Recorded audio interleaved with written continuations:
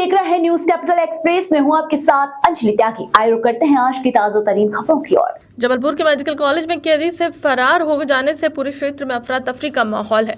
प्राप्त जानकारी के अनुसार कटनी जेल का एक विचाराधीन कैदी जबलपुर के सुभाष चंद्र बोस मेडिकल कॉलेज में डेंगू के उपचार के लिए भर्ती था, जो कि मंगलवार की सुबह मौका पाकर भाग गया। घटना के तत्काल बाद ही ड्यूटी में तैनात 4 पुलिसकर्मी को कटनी एसपी ने सस्पेंड कर दिया। आपको बता दें कि छोटू भूमिया दहेज हत्या के प्रकरण में सजा काट रहा था। वह बाथरूम गया हुआ था तो वहीं से इमरजेंसी विंडो से कूदकर फरार हो गया।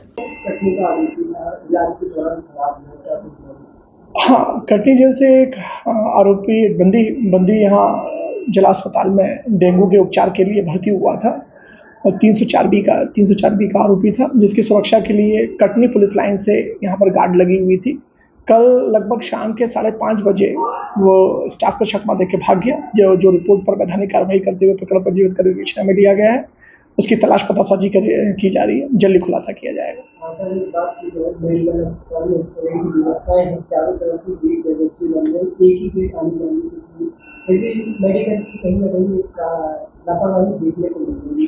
हाँ, ये कह सकते हैं, क्योंकि बंदी है, आरोपी है, उसकी सुरक्षा के लिए विशेष रूप से मेडिकल क्योंकि जो गार्ड है वहाँ तैनात किए जाने थे। इसमें लापरवाही है। जो भी वैधानिक कार्रवाई होगी, वैधानिक कार्रवाई की जाएगी। संबंधित पत्राचार किया जाएगा। मध्य प्रदेश में उपचुनाव के बीच कांग्रेस ने विजयपुर के रिटर्निंग ऑफिसर के खिलाफ मोर्चा खोल दिया।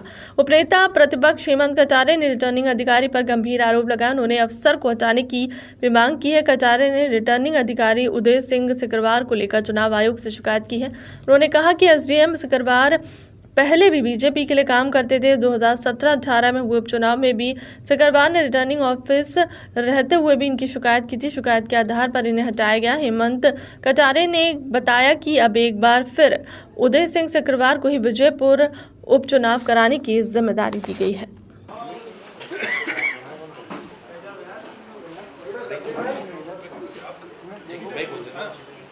जी भैया, आज एक महत्वपूर्ण विषय पे मैंने आप सबसे चर्चा करना उचित समझा, क्योंकि कल चुनाव आयोग की प्रेस वार्ता भी है और चुनाव आयोग निरंतर ये दावे करता है कि हम निष्पक्ष चुनाव करवा रहे हैं, चाहे वो उपचुनाव हो, चाहे वो सामान्य चुनाव हो, और अपनी निष्पक्षता के वो बखान समय समय पर प्रेस वार्ता के माध्यम से अन्य स्रोतों से करते रहते हैं।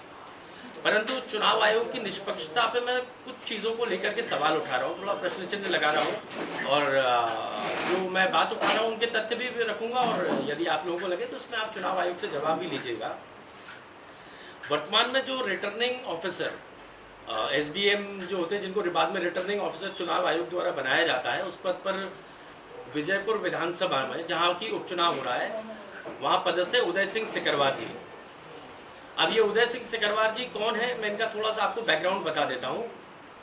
अटेर में उपचुनाव हुआ था वर्ष 2017 में, और 2017 में मैं चुनाव लड़ा था, प्रत्याशी था कांग्रेस पार्टी की तरफ से, और तब मैंने शिकायत करी थी। मैंने शिकायत करी कि उदय सिंह सिकरवार जो है ये भारतीय जनता पार्टी के पिट्टू हैं और भारतीय जनता पार्टी के इशारे पर काम कर रहे हैं। मेरी शिकायत गई चुनाव आयोग के पास। चुनाव आयोग ने मेरी शिकायत का संज्ञान लिया, परीक्षण किया, और परीक्षण के उपरांत चुनाव आयोग ने इनको उस पद से मुक्त करते हुए जिले के बाहर पदस्थ कर दिया। एक वाक्य हो गया। दूसरी बार फिर 2018 में मुंगावली में उपचुनाव हुआ। फिर से भारतीय जनता पार्टी की कृपा इन्हीं अधिकारी के ऊपर होती है। इनको वहाँ एसडीएम बनाया जाता है चुनाव से पहले, और जैसे ही चुनाव की आचार संहिता लागू होती है, इनको रिटर्निंग ऑफिसर बना दिया जाता है प्रशासन और इलेक्शन कमीशन के द्वारा। आगे एक व्यक्ति जिसके ऊपर एक बार प्रश्न चिन्ह उठ चुका था, जिसकी कार्यशैली के ऊपर, उसको दोबारा रिटर्निंग ऑफिसर बना दिया मुंगावली उपचुनाव में। लेकिन फिर शिकायत होती है, 2018 में शिकायत होती है, और उसके बाद इनको पुनः हटाया जाता है मुंगावली में। ये बात है जनवरी 2018 की। मार्च पहले 2017 में हटाया गया, फिर 2018 जनवरी में फिर उदय सिंह सिकरवार को वहां से हटाया। अब देखिए, आप फिर से बीजेपी की इन पे कृपा होती है। जिस अधिकारी को चुनाव आयोग 2 बार इस योग्य नहीं मानता है, अयोग्य ठहराता है चुनाव करवाने के संबंध में, उसको तीसरी बार फिर विजयपुर उपचुनाव आता है और वहां पर पहले एसडीएम और बाद में रिटर्निंग ऑफिसर के पद पे पदस्थ कर दिया जाता है। रिटर्निंग ऑफिसर का जो पद होता है, ये सबसे महत्वपूर्ण पद होता है पूरे चुनावी प्रक्रिया में, जब तक काउंटिंग ना हो जाए। और वहां पर एक ऐसे व्यक्ति को पदस्थ किया हुआ है जिसको 2-2 बार चुनाव आयोग ने निष्पक्ष ना मानते हुए 2 बार हटाया, जिसके ऊपर लोकायुक्त में शिकायतें लंबित हैं। ऐसे अधिकारी को वहां पे बैठाला हुआ है, तो क्या चुनाव आयोग वाकई में निष्पक्षता से काम कर रहा है, या चुनाव आयोग क्यों ऐसे अधिकारियों के प्रति अपनी आंख बंद करके बैठा हुआ है? वो चुनाव आयोग ने इनको हटाया था, तो ऐसा तो है नहीं कि चुनाव आयोग को पता नहीं हो इनकी पूर्व की कार्यशैली। और कोई बहुत पुरानी बात नहीं है कि मैं आज़ादी के पहले की बात कर रहा हूँ, अभी मुश्किल से 2017 और 2018 की बात कर रहा हूँ। तो चुनाव आयोग के संज्ञान में होते हुए यदि चुनाव आयोग ऐसे अधिकारियों को रख रहा है, तो निश्चित ही सवाल तो चुनाव आयोग की कार्यप्रणाली पर उठेंगे।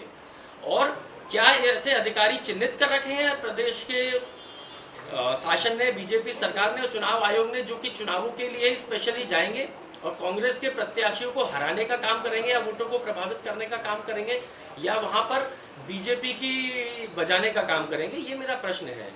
तो मैं पहले तो ये मांग करता हूँ आप सभी के माध्यम से कि तत्काल उदय सिंह सिकरवार को रिटर्निंग ऑफिसर के पद से वहां से हटाया जाए और विजयपुर श्योपुर जिले से ही बाहर करके उनको एक ऐसी जगह पे अटैच किया जाना चाहिए जहां से वो इस चुनाव को प्रभावित करने की स्थिति में न बचे।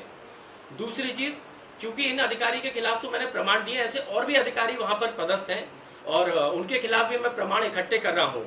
जल्द ही मैं आपको उनके लिए भी प्रमाण दूंगा। ऐसे जो भी अधिकारी हैं, इन सबको वहां से हटाया जाना चाहिए। मैं चाहता हूं कि निष्पक्ष चुनाव हो वहां पर। आप देखिए, 2 ही दिन के अंदर कांग्रेस के सभी बड़े नेताओं के ऊपर 2-2 एफआईआर दर्ज कर दी। एक वीडियो मैंने अपने फेसबुक ट्विटर के माध्यम से डाला था, 6 साल पुराना वीडियो है, ठीक है। तो क्या 6 साल पुराने वीडियो को 6 साल बाद डालना या 60 साल बाद भी डालना कोई अपराध है क्या? किसी सीआरपीसी में या बीएनएस जो इन्हें बनाई है, कभी भी डाल सकते हैं। आज का ये वीडियो आपके मैं सामने बोल रहा हूँ, आज से आप इसको 20 साल बाद भी प्रयोग कर सकते हैं, ऐसी कोई बाध्यता नहीं होती है। मैंने ये तो नहीं लिखा ये तत्काल का वीडियो है, लेकिन बीजेपी के प्रत्याशी रामनिवास रावत जी के दबाव में इस तरह की जो है एफआईआर झूठी करवाई गई है। लेकिन एक चीज स्पष्ट है इन एफआईआरों से कि बीजेपी में घबराहट है, बीजेपी घबराई हुई है, बौखलाहट है। और कहीं ना कहीं जब व्यक्ति हार की ओर बढ़ता है और उसको अपनी हार निश्चित दिखने लगती है, तो वो इस प्रकार के कदम उठाने लगता है कि भाई वो प्रताड़ित करो लोगों को, आम कार्यकर्ताओं के ऊपर जुल्म करो, या कोई भी व्यक्ति आया रास्ते में उसके ऊपर प्रशासन का दुरुपयोग करके झूठी एफआईआर करवाई जाए। मैं तो आप ही से पूछना चाहता हूँ, अभी मोहन यादव जी ने वहां पर जिस दिन नामांकन भरवाने गए थे रामनिवास रावत जी का, तो मोहन यादव जी ने भरे मन से घोषणा करी कि लाडली बहनों को 3000 रुपए दिया जाएगा। तो अगर चुनाव आयोग के नियम हैं और चुनाव आयोग ये कहता है कि एक बार आदर्श आचार संहिता लागू हो जाए तो उसके बाद क्या कोई घोषणा की जा सकती है, खास तौर पे ऐसी घोषणा जिसमें कि आप किसी भी वोटर को प्रभावित कर रहे हैं। जब हम किसी को मन से कह रहे हैं कि हम 3000 रुपए देंगे चुनाव के पश्चात, तो क्या ये उस वोटर के मन के ऊपर प्रभाव नहीं डाला जा रहा है कि आप हमको वोट दीजिए, हम आपको 3000 रुपए देंगे? तो क्या चुनाव आयोग निष्पक्षता से माननीय डॉक्टर मोहन यादव के ऊपर भी एफआईआर दर्ज करने की हिम्मत दिखाएगा? निष्पक्षता से बात करने वाले चुनाव आयोग से मेरा आग्रह है, ये जो मैंने पत्र लिखा है इस पत्र का संज्ञान लें और एसडीएम को तत्काल हटाया जाए। और वाकई निष्पक्षता है तो डॉक्टर मोहन यादव के ऊपर भी इस प्रकार की घोषणा करने के लिए आप उनके ऊपर भी कार्रवाई करके दिखाइए। और कल जब चुनाव आयोग प्रेस वार्ता करे तो कृपया आप इस चिट्ठी को जरूर रखिएगा कि 2 बार ब्लैकलिस्टेड अधिकारी क्यों तीसरी बार फिर से रिटर्निंग ऑफिसर आपने बनाया है? क्या मध्य प्रदेश में अब एक ही भ्रष्ट अधिकारी बचा हुआ है जिसके ऊपर लोकायुक्त की जांच लंबित है, शिकायतें लंबित है, जिसको 2-2 बार हटाया गया? आपके पास पूरे मध्य प्रदेश में और कोई अधिकारी नहीं बचा है क्या चुनाव आयोग के पास, या चुनाव आयोग बीजेपी? जबलपुर जिले में भाजपा व्यापारिक प्रकोष्ठ संघ के सह संयोजक सचिन गुप्ता और मनीष जैन कल्लू द्वारा अपने सहयोगियों के साथ मिलकर मदन महल थाना प्रभारी प्रवीण धुर्वे को पुलिस कप्तान और डीआईजी के नाम एक शिकायत पत्र सौंपा है। मीडिया से चर्चा के दौरान आवेदक सचिन गुप्ता ने जानकारी देते हुए कहा कि उनके द्वारा उत्तम मध्य विधानसभा क्षेत्र में भाजपा सदस्यता को लेकर बड़ी सक्रियता से काम किया जा रहा है।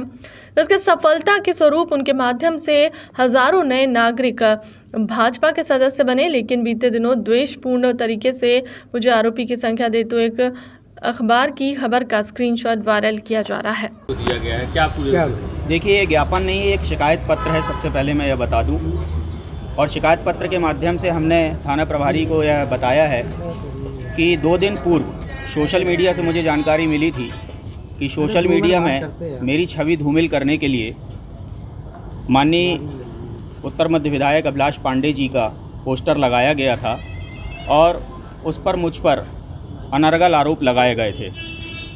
उन अनर्गल आरोपों के बारे में ये बताना चाह रहा हूँ कि जो आरोप मुझ पर लगाए गए हैं, उस आरोप को 20 वर्ष पूर्व माननीय न्यायालय द्वारा मुझे दोष मुक्त कर दिया गया है।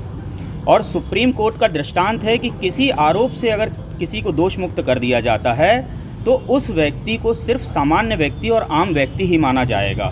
तो सबसे पहले तो मैं ये कहना चाहूँगा कि जिनने भी यह दुष्प्रचार किया है वो माननीय न्यायालय की अवहेलना कर रहे हैं। और 20 वर्ष पूर्व भी मेरे ऊपर जो भी आरोप लगा था वो सिर्फ विरोधियों द्वारा लगाया गया था, जिसमें माननीय न्यायालय ने संज्ञान लिया था और पूरे परीक्षण के बाद ये पाया गया था कि मुझे उस मामले में झूठा फंसाया गया है। तो इस प्रकार का कृत्य निंदनीय है, मैं इसकी निंदा करता हूं और पुलिस से यह मांग करता हूं कि इसकी अच्छे से अच्छे तरीके से विवेचना की जाए और दोषियों पर कड़ी से कड़ी कार्यवाही की जाए। अभी सोशल मीडिया में क्या किस तरह से देखिए, सोशल मीडिया के माध्यम से, एक ऐप के माध्यम से कहना चाहिए, एक समाचार पत्र को जनरेट किया गया। जिस समाचार पत्र के बारे में मेरे द्वारा और लोगों के द्वारा, मेरे सहयोगी द्वारा जानकारी प्राप्त की गई, तो जनसंपर्क विभाग में वह समाचार पत्र कहीं पर भी रजिस्टर्ड नहीं है। तो आज के समय में इस तरीके से नए नए ऐपों के माध्यम से समाचार पत्रों को जनरेट किया जाता है और लोगों की छवि धूमिल की जाती है, जो कि वास्तव में निंदनीय है। नाम? मैं सचिन गुप्ता, नगर सह संयोजक, भाजपा व्यापारी प्रकोष्ठ।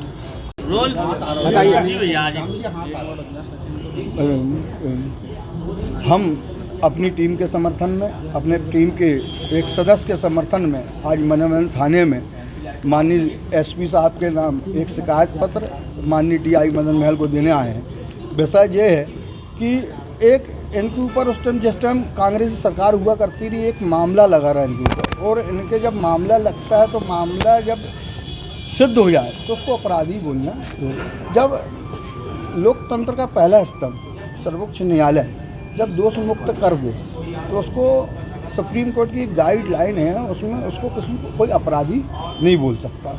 दूसरी तरफ देखा जाए तो अपने बड़े बड़े नेताओं पे, उस बड़े बड़े लोगों पर, उस अधिकतर लोगों पर जो समाज सेवा से जुड़े हैं, कहीं ना कहीं जन आंदोलन में उनमें आरोप प्रत्यारोप रखते रहते हैं। जब तक वो सिद्ध नहीं होता तो उस आदमी को अपराधी कहना जायज़ नहीं।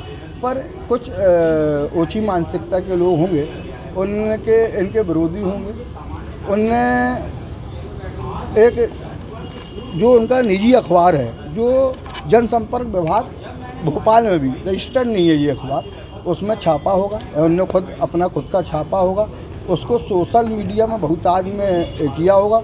उसमें सचिन गुप्ता को प्लेटफॉर्म बनाते हुए उत्तर मध्य विधानसभा के सेवक विधायक अभिलाष पांडे जी को भी उनने उसमें अनगरो मन माफिक आरोप लगाए हैं, जिसमें भारतीय जनता पार्टी व्यापारी प्रकोष्ठ बहुत व्यथित है। और व्यथित है तो जो आदमी सच्चा है, जो सेवा कर रहा है, जो समाज सेवा में, उसको प्रोत्साहित करना चाहिए। और ऐसी छोटी मानसिकता के लोग जो घर पे बैठे, जो समाज के कभी कोई काम नहीं आए, वो बढ़ते हुए को गिराना चाहते हैं, ऐसी मानसिकता के और अन्य लोगों को। तो इसीलिए भारतीय जनता पार्टी व्यापारी प्रकोष्ठ हम लोग अपनी पूरी टीम के साथ यहाँ पर TI साहब के पास यह शिकायत पत्र देने आए, उसमें उचित कार्रवाई करें, कड़ी से कड़ी कार्रवाई करें कि भविष्य में चीज़ों की हमारे साथ तो नहीं, किसी भी टीम के साथ, कोई भी पार्टी के साथ कोई पुनरावृत्ति न हो सके। ये किस तरह के आरोप थे?